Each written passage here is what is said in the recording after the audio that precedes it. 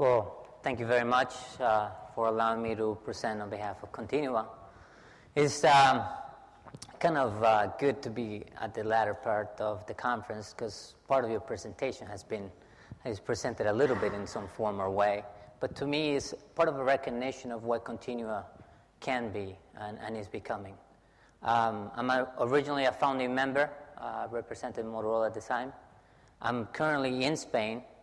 I'm part of Hospital Clinic and fully agree with my previous presenter that local hospitals, tertiary care, primary care are a key element to driving this change. So I will go briefly through what Continua is. It's a non-for-profit open industry alliance with the finest healthcare and technology companies around the world.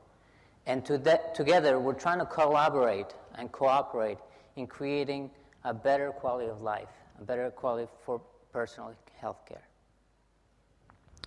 You've heard a lot of the stats, and I re-emphasize that's our focus. Our focus, even though there's local companies, even though there's national companies, our view is looking at the 1 billion people that are overweight, the 860 million people with chronic diseases, the 600 million of elderly individuals. And an additional, many of the graphs that we saw today, at the 85% of the costs that are spent with chronic disease management. Our mission is to establish an ecosystem, and you'll see a little bit of the where we've been in the last 2 years. We started this, we announced it in June 2 years ago, and I'll talk a little bit about where we are and where our track record is. And our focus is really interoperability on the institutions, the organizations, and the systems behind it to promote health and wellness.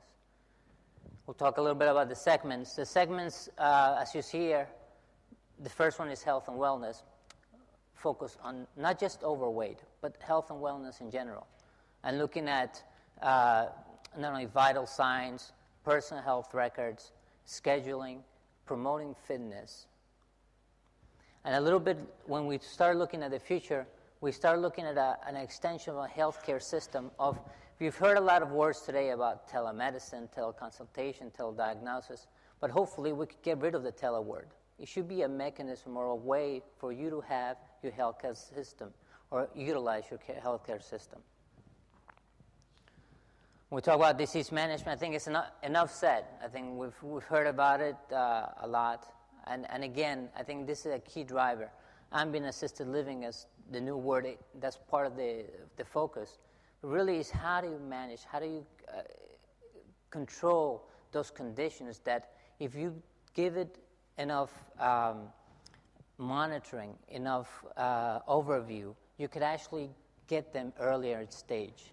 And when we look at some of the measurements, sure, there's a lot of movement on technology, and there will be continuous improvement on the sensors we utilize.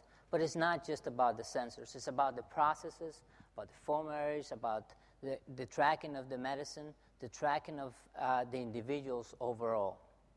And looking at it mostly, as one thing I heard today, at the services behind it. And if we could drive not the technology, but the services that are rendered for these individuals, it will begin to make an impact. And lastly, on the aging independently. There's a lot of opportunity here.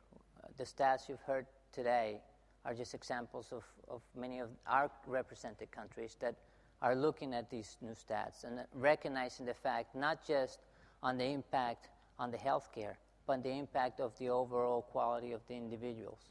So when we look at not just the vital signs, we look at also the trend analysis, the charting. And I've have a lot of stats recently that have really impressed me. And when we look at that more than 50% of people over 60 have connected to the internet in the last 2-3 years. They begin to truly utilize services. When we looked at the announcements today of Google Health that just launched a couple of days ago, that when they recognize that they have an issue, that's their first place of looking at what they have or what they need. It begins to create a link. So when we look at adoption, we sometimes think that these are slow to take. It really is an opportunity, and for us to create the mechanisms to make them available. And how we're doing that? We're looking at the guidelines, first of all. We're looking at the member companies selecting connectivity standards, publishing those guidelines, and being strict on how they interoperate.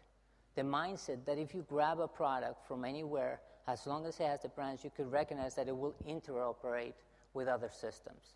And with that, we're utilizing a certification, a logo program, where we just had our first test